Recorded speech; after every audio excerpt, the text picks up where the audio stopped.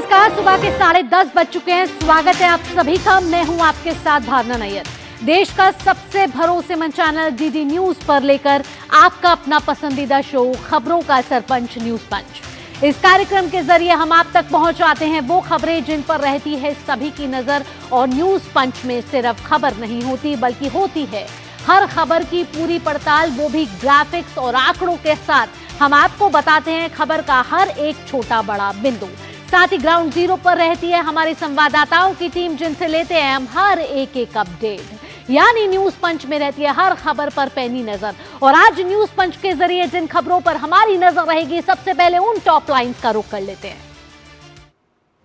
पहली खबर बांग्लादेश से जुड़ी हुई है। नहीं सहेंगे हिंदुओं पर अत्याचार। जिस तरीके से हिंदुओं पर बर्बरता से अत्याचार बांग्लादेश में हो रहा है, ऐसे में भारत में आक्रोश दिख रहा है। और बांग्लादेश और भारत के बीच के जो रिश्तों में जो तल्खी आई है, उस पर भारत सरकार का क्या रुख है, बताएंगे आपको।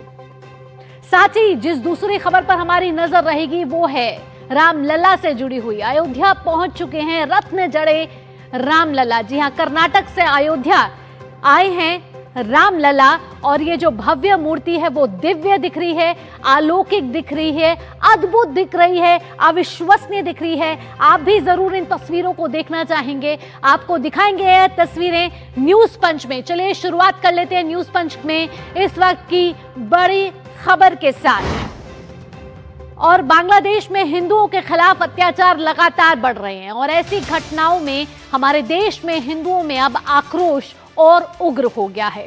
दिल्ली से लेकर हैदराबाद तक देश के कई राज्यों में बांग्लादेश में हिंदुओं के खिलाफ हमलों के विरोध में प्रदर्शन हो रहे हैं। और अब भारत के लोग अपने पड़ोसी देश में हिंदुओं पर अत्याचार बर्दाश्त नहीं कर रहे हैं और पुरजोर तरीके से इसकी आवाज भी उठा रहे हैं। यानी ये एक बहुत बड़ा बदलाव दिखाई दे रहा है। जो विरोध कर रहे हैं उनका कहना है कि बांग्लादेश में चुन चुन कर हिंदुओं को टारगेट किया जा रहा है।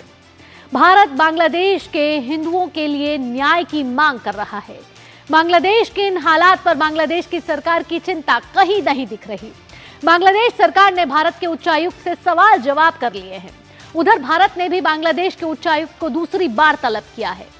बांग्लादेश में चुनाव से पहले हिंसा, खासकर अल्पसंख्यकों के खिलाफ हमलों को और हिंदू युवक की हत्या ने भारत में गहरी नाराजगी पैदा कर दी है।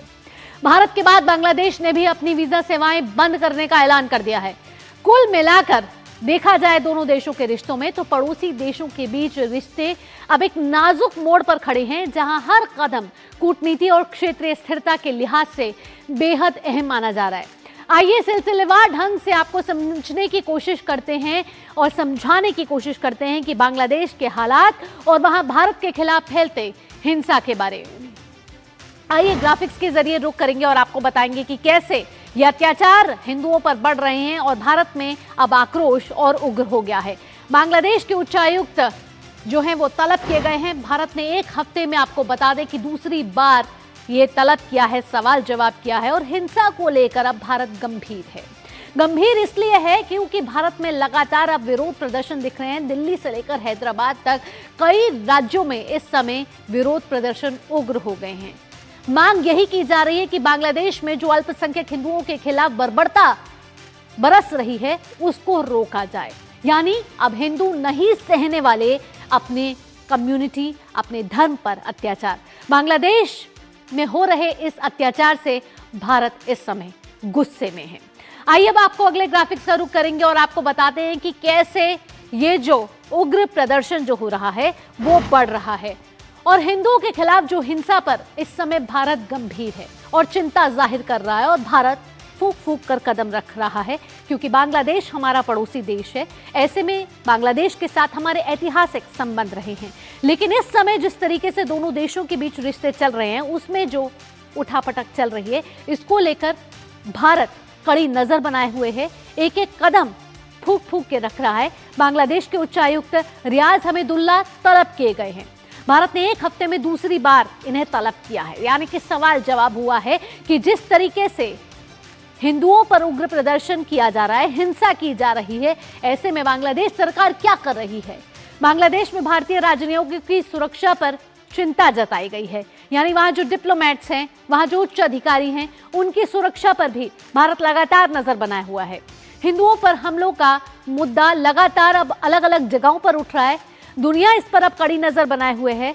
उम्मीद की जा रही कि इंटरनेशनल प्लेटफॉर्म्स पर भी अब इस मुद्दे को रखा जाएगा, क्योंकि जिस तरीके से अल्पसंख्यक हिंदुओं पर अत्याचार लगातार बढ़ रहे हैं, बांग्लादेश में पिछले कुछ सालों से हम देख रहे हैं जिस तरीके से शेख हसीना की सरकार का जब तख्ता पलट हुआ था, उसके बाद बांग्लादेश और भारत के रिश्तों में कहीं ना कहीं उठापटक देखी गई, कभी कड़वाहट, कभी मिठास। और जिस तरीके से अब जब चुनाव आने वाले हैं और उससे पहले जो हिंसा भड़क रही है, कहा जा रहा है कि क्या राजनीति के कारण ये सब हो रहा है या फिर मुद्दा कुछ और है।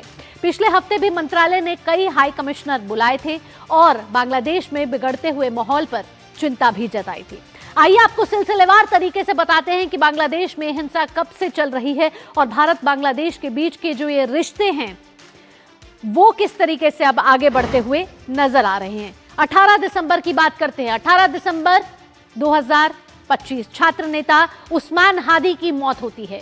ईश निंदा के आरोप में दीपू दास की पीट पीट कर हत्या कर दी जाती है। ये तस्वीरें आपने देखी थी, खून खौल उठा किसी का भी जब उसने ये तस्वीरें देखी कि किस तरीके से दीपू दास की हत्या की गई और उसके बाद क्या हश्र किया गया। वो तस्वीरें साफ तौर पर बयां कर रही थी कि ये जो तस्वीरें थी वो साफ तौर पर बयां कर रही थी कि हिंदुओं पर अत्याचार लगातार बढ़ रहा है। ये तस्वीरें आप देख रहे हैं और ये तस्वीरें ये बयां भी कर रही हैं कि कैसे ये अत्याचार बढ़ रहे हैं।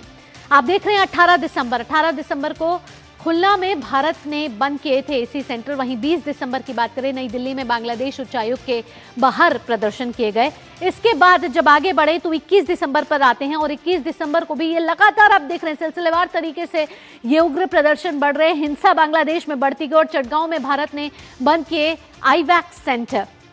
उसके बाद 22 दिसंबर को बांग्लादेश ने दिल्ली में वीजा सेवाएं निलंबित कर दी, यानी दोनों तरफ से इस समय कार्रवाई की जा रही है। 23 दिसंबर में फिर नई दिल्ली में बांग्लादेश उच्चायोग के बाहर प्रदर्शन किए जाते हैं और प्रदर्शन में साफ तौर पर ये मांग की जाती है कि हिंदुओं पर जो अत्याचार हो रहे हैं वो बंद हो।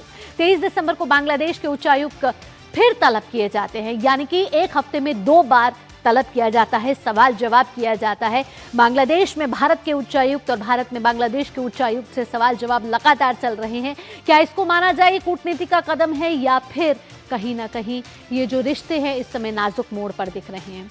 आगे बढ़ते हैं और ये जो गुस्सा दिख रहा है ना, वो देश में हर जगह पे दिख रहा है।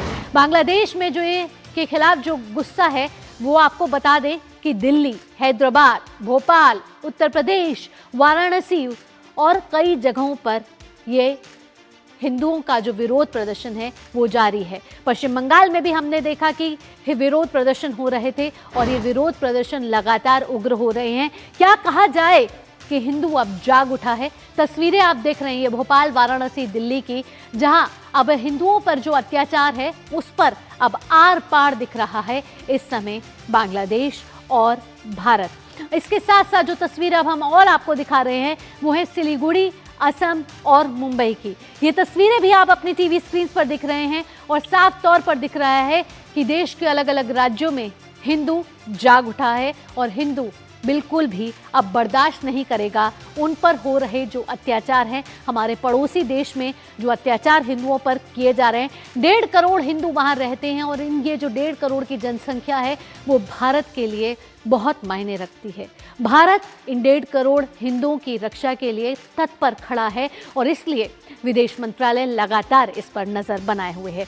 लेकिन इस बीच जब शेख हसीना की सरकार का तख्ता पलट हुआ और अंतरिम सरकार मोहम्मद यूनुस की बनी, वो मोहम्मद यूनुस जिनको नोबेल पुरस्कार से सम्मानित किया गया है, आखिरकार वो इतने समय से सवालों में क्यों खड़े हैं? क्या वो भारत के खिलाफ है? क्या उनकी जो रणनीति है वो भारत की रणनीति से मेल नहीं खाती है?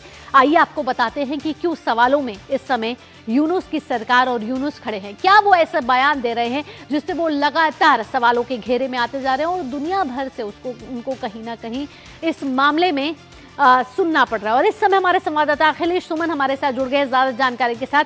अखिलेश का रुख करेंगे। अखिलेश, बांग्लादेश में इस समय किस तरीके के हालात हैं और जिस तरीके से बांग्लादेश में हिंदुओं के खिलाफ हिंसा हो रही है, भारत उग्र हो गया है, आक्रोश बढ़ गया है, हर जगह विरोध प्रदर्शन दिख रहा है। क्या माना जाए, कूटनीतिक कदम भारत इस समय उठाता हुआ नजर आ रहा है?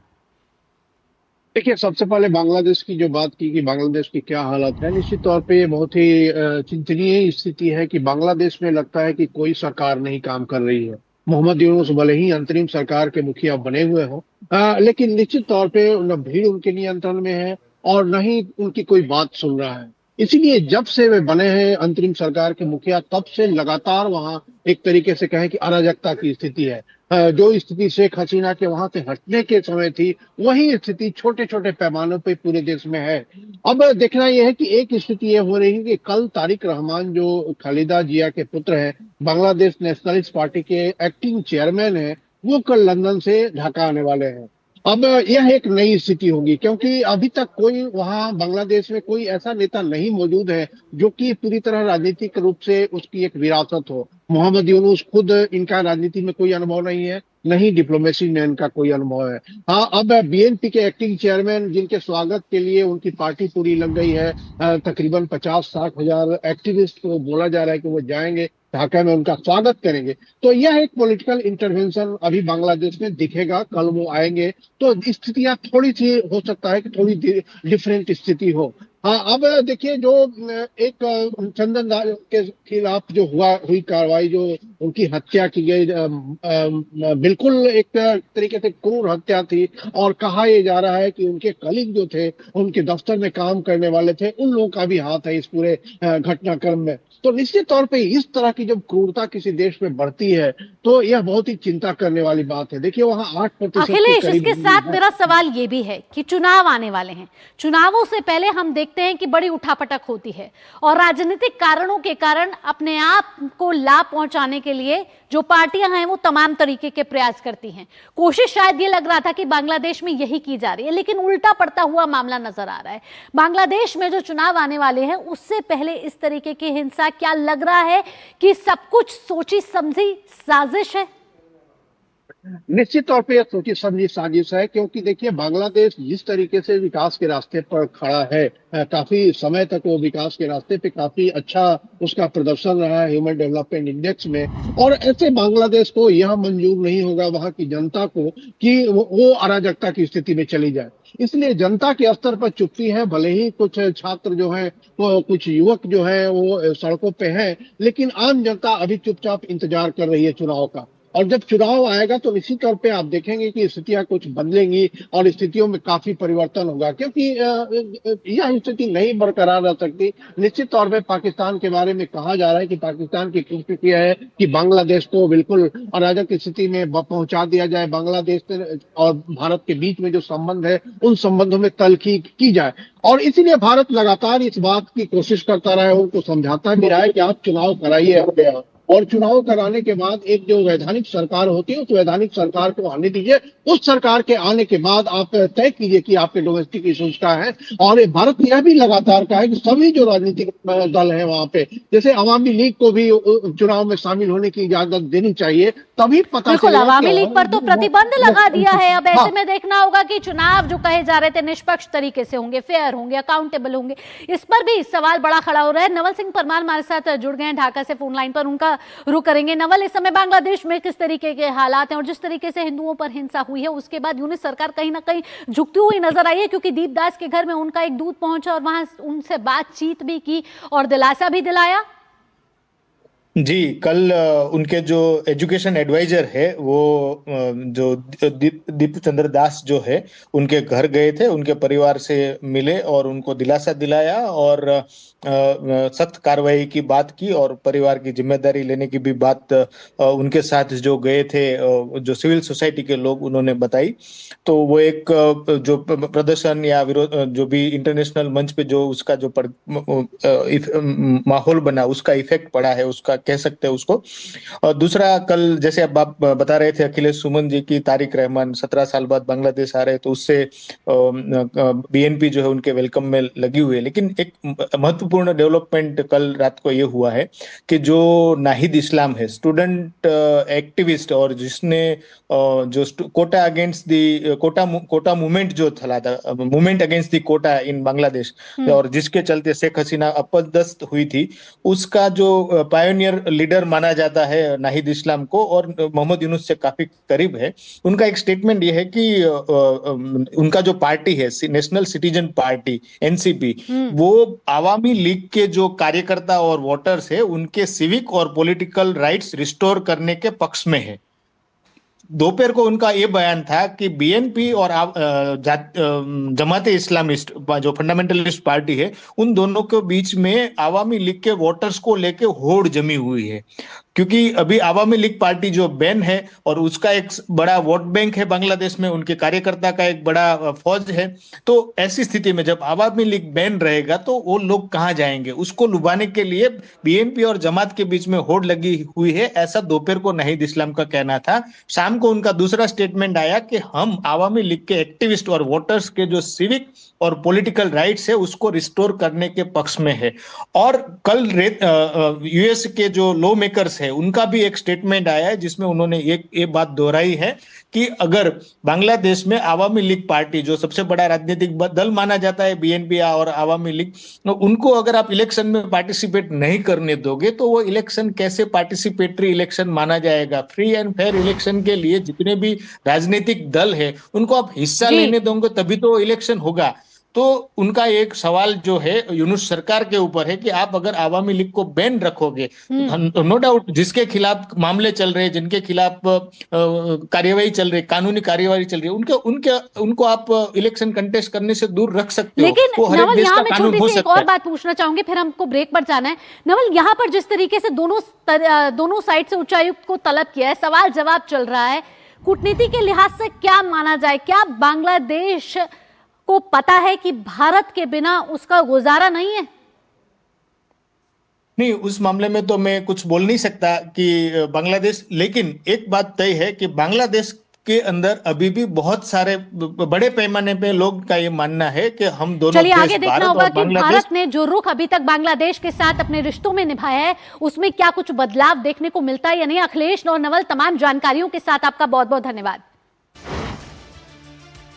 यहां रुकेंगे एक छोटे से ब्रेक के लिए, लेकिन ब्रेक के बाद जब लौटेंगे ना तो आपको ले चलेंगे अयोध्या। अयोध्या क्यों बताएंगे आपको, क्योंकि यहाँ एक और श्री राम लला जी की प्रतिमा आई है। कहां से? दक्षिण भारत से। अद्भुत दिख रही है, दिव्य दिख रही है, तेजस्वी दिख रही है। ये सब इस छोटे से ब्रेक के बाद। चिंतामणि, क्यों इतनी चिंता करते हो? क्या खरपतवार से परेशान हो? पेश है स्टील MH210 प्लावोमीटर। खरपतवार पे करो वार, सुनहरी फसल होगी हर बार। तू मेरे घर के रानी, ये मेरे खेतों का राजा। स्टील उपकरण लाए परिवर्तन। जब धरती चीर कर निकलता है लोहे का पत्थर और मिलता है मोंगिया के जोश से, फिर तपता है, पिघलता है और बनता है फौलाद। अब होता है सरिया सारी खूबियों के साथ। मोंगिया स्टील, मजबूत देश का मजबूत सरिया। ब्रेक के बाद आपका स्वागत है। अयोध्या से इस वक्त एक भावनात्मक और ऐतिहासिक तस्वीर सामने आई है। रामनगरी में आज सिर्फ एक प्रतिमा नहीं पहुंची है, बल्कि देश की आत्मा की एक और कड़ी यहां जुड़ गई है। दक्षिण भारत की पावन धरती से उत्तर भारत की पुण्य नगरी तक श्रद्धा ने एक बार फिर दूरी मिटा दी है। भगवान श्री राम की दिव्य और तेजस्वी प्रतिमा अयोध्या पहुंची है। एक ऐसी कृति जिसमें भक्ति भी है, परंपरा भी और आध्यात्मिक ऊर्जा भी। दक्षिण भारतीय शिल्पकला की यह अनमोल भेंट उत्तर की रामनगरी में आस्था का नया केंद्र बनेगी। यह यात्रा सिर्फ कर्नाटक से अयोध्या तक की नहीं है, बल्कि भारत की एकता, सांस्कृतिक संगम और राम भाव की यात्रा है। प्रतिमा के दर्शन के लिए मंदिर परिसर में श्रद्धालुओं की भीड़ उमड़ पड़ी है। आइए आपको तस्वीरें दिखा देते हैं। तस्वीरें अपने आप में बयां कर रही है कि कितनी भव्य, दिव्य, अलौकिक ये प्रतिमा नजर आ रही है, क्योंकि ये सिर्फ और सिर्फ प्रतिमा नहीं है, ये राम भाव का भाव है और अयोध्या तो राम नगरी से जुड़ी हुई है और दक्षिण से उत्तर तक ये श्रद्धा की यात्रा दिख रही है, जिसमें एक तरफ आपको ये जो प्रतिमा है उसका तेजस्वी दिव्य रूप दिख रहा है, दूसरी तरफ आप देख रहे हैं कि जब ये प्रतिमा वहां पहुंची तो अद्वितीय शिल्प सौंदर्य इस प्रतिमा में दिख रहा था। रत्न जड़ित ये प्रतिमा है और अखंड भारत की आस्था यहाँ साफ तौर पर दिख रही है। एक तरफ जहां हमने देखा कि काशी तमिल संगमम में जिस तरीके से काशी और तमिल की जो संगम हुआ, उसी में ये एक और भाव जुड़ गया है, जहां अयोध्या में नाम जरूर गुमनाम है कि किसने ये प्रतिमा भेजी है, लेकिन यहाँ भक्ति महान नजर आ रही है। आइए आपको दिखाते हैं कि ये प्रतिमा कैसी दिख रही है। और ये प्रतिमा अपने आप में भव्य दिख रही है, क्योंकि जिसने भेजी है उसने अपना नाम नहीं भेजा, लेकिन अपनी भक्ति पूरी समेट के इस प्रतिमा में भेज दी है। दक्षिण की कला इसमें साफ तौर पर दिख रही है और जो ये प्रतिमा है ना, वो रत्न जड़ित है। दक्षिण भारतीय शिल्पकला में निर्मित ये दुर्लभ कृति नजर आ रही है। प्रतिमा की ऊंचाई आपको बताएं तो 10 फीट है, चौड़ाई 8 फीट है और वजन लगभग इसका 5 क्विंटल माना जा रहा है। अनुमानित कीमत भी करोड़ों में इसकी मानी जा रही है। अंगद टीला संत तुलसीदास मंदिर के पास कहा जा रहा है कि इसको स्थापित किया जाएगा और साथ ही साथ अनावरण के बाद जो है इसको स्थापित किया जाएगा और भव्य प्राण प्रतिष्ठा के साथ इस मूर्ति को स्थापित किया जाएगा। इस समय हमारे साथ विकास जुड़ गए हैं ज्यादा जानकारी के साथ। विकास से ही पूछ लेते हैं कि कैसी ये प्रतिमा दिख रही है, कितनी भव्य दिख रही है। विकास, एक और प्रतिमा जुड़ गई है श्री राम लल्ला की अयोध्या राम नगरी में और यह प्रतिमा अपने आप में तेजस्वी नजर आ रही है।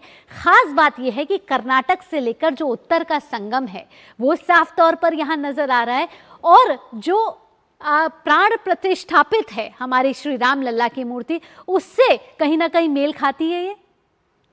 जी बिल्कुल वैसे ही मेल खाती है जैसे विराजमान राम लल्ला है, बिल्कुल उसी से ये मेल खा रही है। और कहीं ना कहीं हमारे रिश्ते सदियों पुराने हैं उत्तर और दक्षिण के। प्रभु श्री राम उत्तर से दक्षिण गए थे जब लंका विजय के लिए गए थे और ये प्रतिमा जब वहां से आई है तो इसका यहाँ पर अंगद टीले के पास स्थापित की जाएगी। प्रतिमा का अनावरण करने के बाद इसमें प्राण प्रतिष्ठा समारोह किया जाएगा और इसके बाद प्राण प्रतिष्ठा की जाएगी। तमाम सारे साधु संत इस अवसर पर मौजूद रहेंगे।